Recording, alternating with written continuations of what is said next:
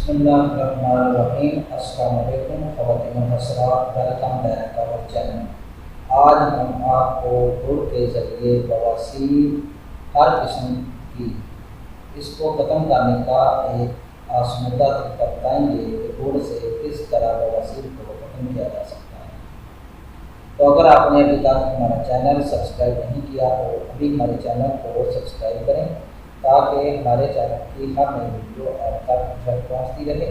Video اچھی لگے تو اسے لائک اور شیئر ضرور کریں۔ ناظرین کرام، نیا گڑ جو ہے یہ کف، دمہ، کھانسی، پیٹ کے کیڑے وغیرہ جیسے مختلف امراض کے لیے مفید ترین قرار دیا گیا ہے۔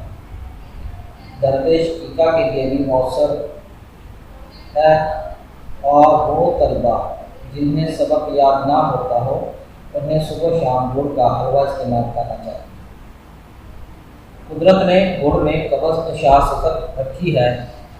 موجودہ دور میں لوگوں نے آسانی بلکہ تن آسانی کے لیے جدیدیت اور ماڈرن ازم کے شوق میں گھروں میں عام طور پر استعمال ہونے والی بہت سی ایسی پرانی اشیاء کا استعمال بالکل ترک کر دیا ہے جو روزمرہ کی استعمال کی اشیاء تھی، لیکن مجرد طور پر درجنوں امراض سے محفوظ رکھنے میں اہم کردار ادا کرتی ہیں۔ ان میں گڑ جیسی ایک بیش بہا نعمت بھی شامل ہے۔ قبض جو ہے یہ بے شمار جسمانی امراض کی جڑ ہے۔ اس سے بواسیر جیسی تکالیف دہ بیماریاں بھی جنم لیتی ہیں۔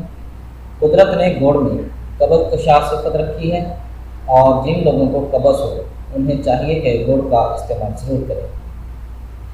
تو اسی بات کو مد نظر رکھتے ہوئے ہم آج بواسیر کو ختم کرنے کے لیے ایک آزمودہ نسخہ بتائیں گے جس کے استعمال سے آپ انشاءاللہ بواسیر جیسے مہلک مرض سے نجات پائیں گے۔ تو اس نسخہ کے جو اجزاء ہیں وہ یہ ہیں: پیپل کے پتے 10 گرام، دار چینی، تیز پات اور کالی مرچ یہ آپ نے لینی ہے 30 گرام، سونڈ 35 گرام، ہرڑ کا سپور 100 گرام، گڑ 200 گرام۔